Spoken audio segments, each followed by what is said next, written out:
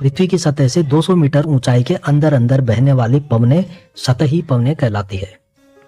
ठीक है दोस्तों, पृथ्वी की सतह से 200 मीटर ऊंचाई के अंदर जो हवाएं बहती है इन्हें सतही पवनें कहा जाता है। 200 मीटर या अधिक ऊंचाई पर, 200 मीटर से जो ऊंचाई पर जो पवनें बहती है उन्हें उपरितन पवन कहते हैं। और पवन के वेग को मापने हेतु बोफर्ट मापक्रम का उपयोग किया जाता है। ठीक है दोस्तों, और पवनें बहने के कारण की एक बार बात कर लेते हैं, किस कारण से ये पवनें बहती है।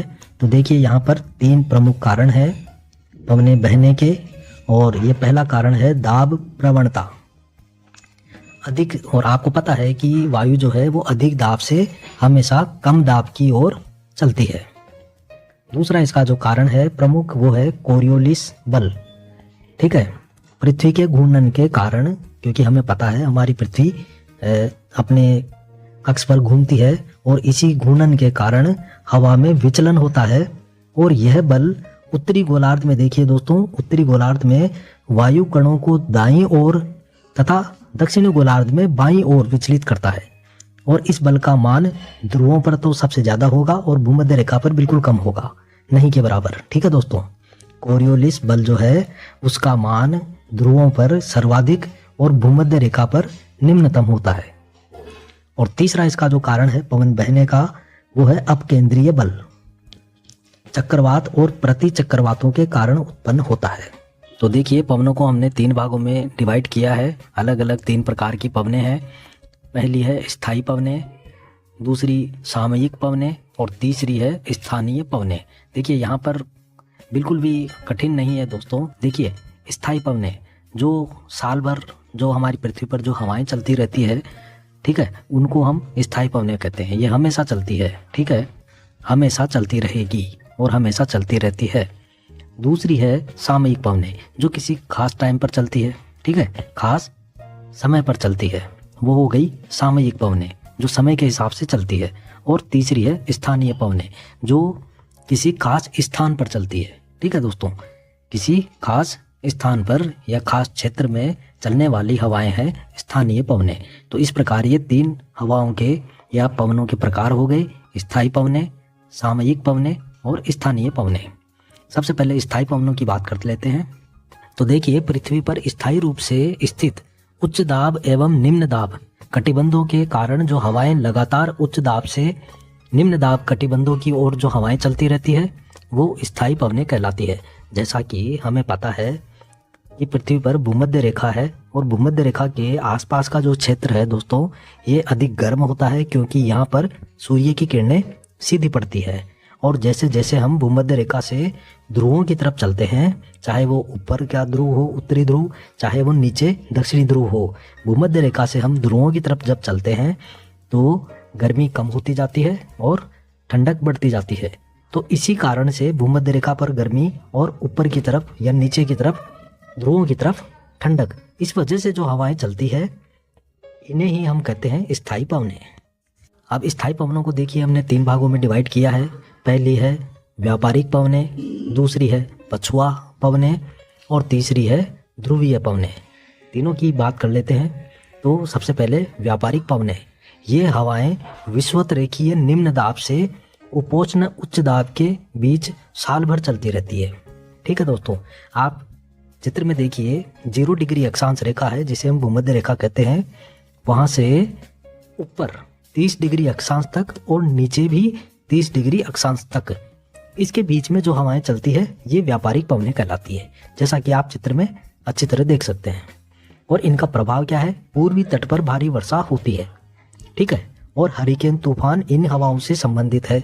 हरिकेन तूफान जो आते हैं वो इन्हीं हवाओं से संबंधित हैं, व्यापारिक पवनों से। दूसरी हवाएं हैं हमारी पछुआ पवनें, और इनको देखिए पश्चिमी हवाएं भी कहते हैं, इनको विरुद्ध व्यापारिक भी कहते हैं, इनको प्रचंड 50, चीखता 60 और गरजता 40, ठीक है, ये इसके उपनाम है पछुआ हवाओं के।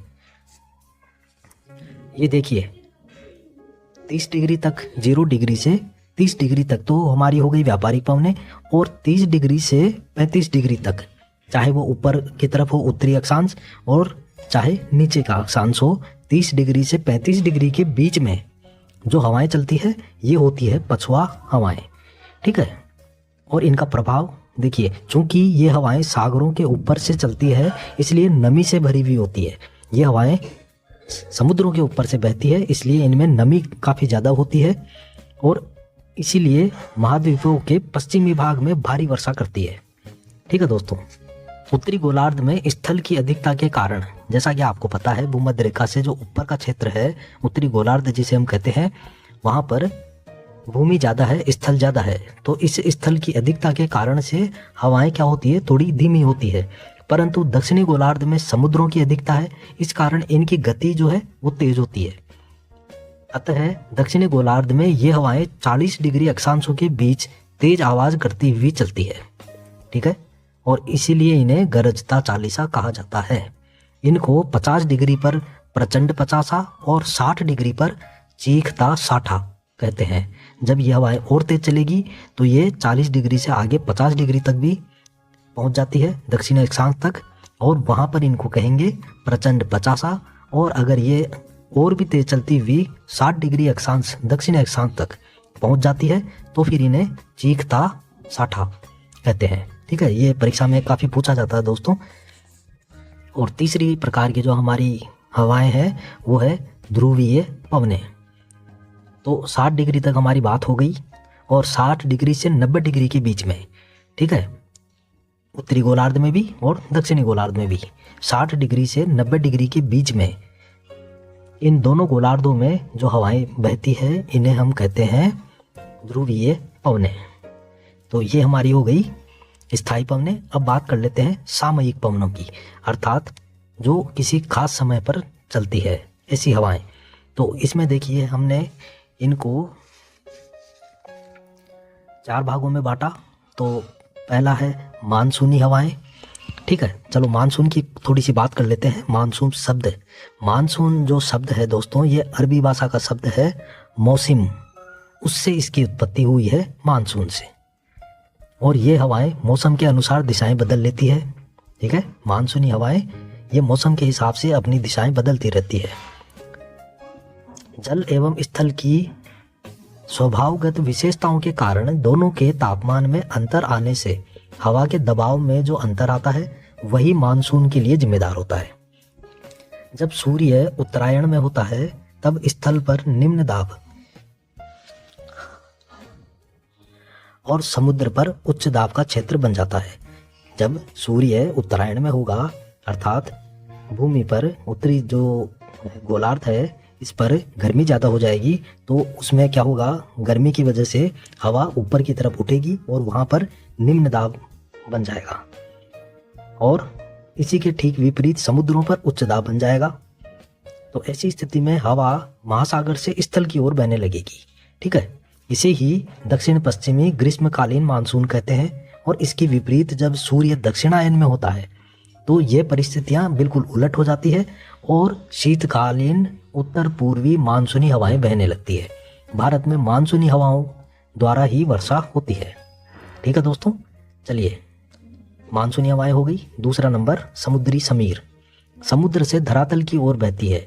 ये वो हवाएं हैं जो महासागरों से धरातल की ओर बहती है।